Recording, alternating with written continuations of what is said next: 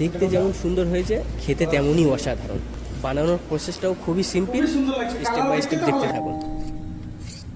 প্রয়োজন অনুযায়ী আলু ছিলে কেটে সিদ্ধ করে নেবো, আপনি গোটাও সেদ্ধ করতে পারেন।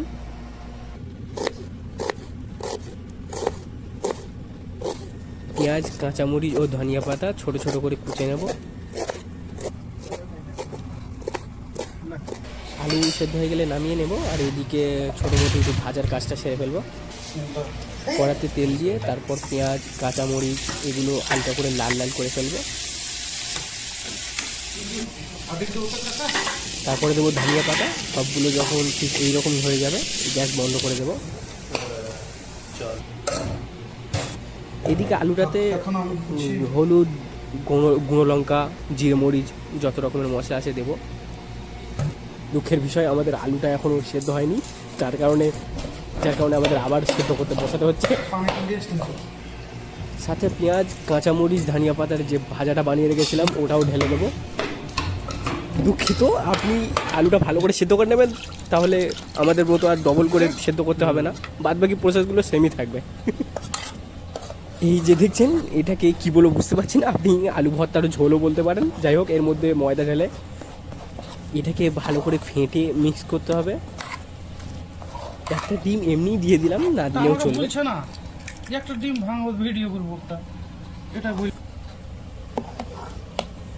ময়দাটাকে ঠিক এইরকমই করে নিতে হবে।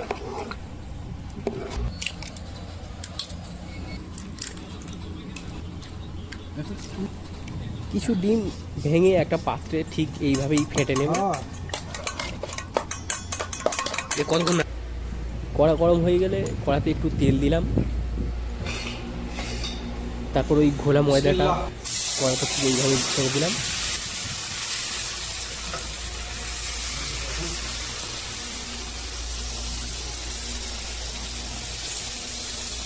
ময়দাটাকে ঠিক এইভাবেই গোলা রুটির মতো বানিয়ে নেব।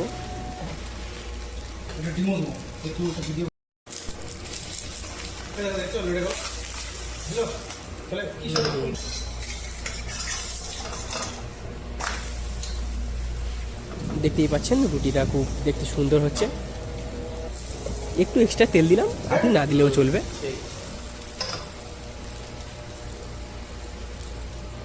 রুটিটা এইরকম হলে নামিয়ে নিয়ে কড়াতে যে ডিমটা ফেটে রেখেছিলাম ওটাই একটু দিয়ে দেব, দিয়ে ঠিক এইভাবেই ডিমটা বড় করে নেব, নিয়ে ডিমের উপরে ওই রুটিটা জাস্ট ফেলে দিলাম।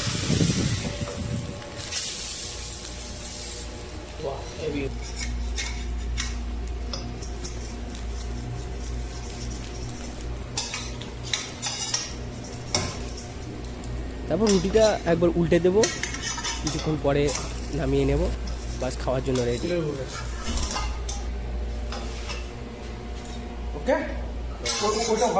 যদি এইভাবে করতে কঠিন মনে হয়, ওই ডিম গোলাটা ওই ময়দা গোলার মধ্যে ঢেলে দাও, দিয়ে দুটোকেই একসঙ্গে করে সেম প্রসেসে বানিয়ে ফেলুন।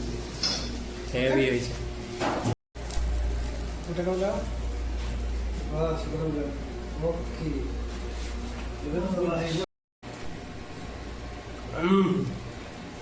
অসাধারণ সুন্দর হয়েছে।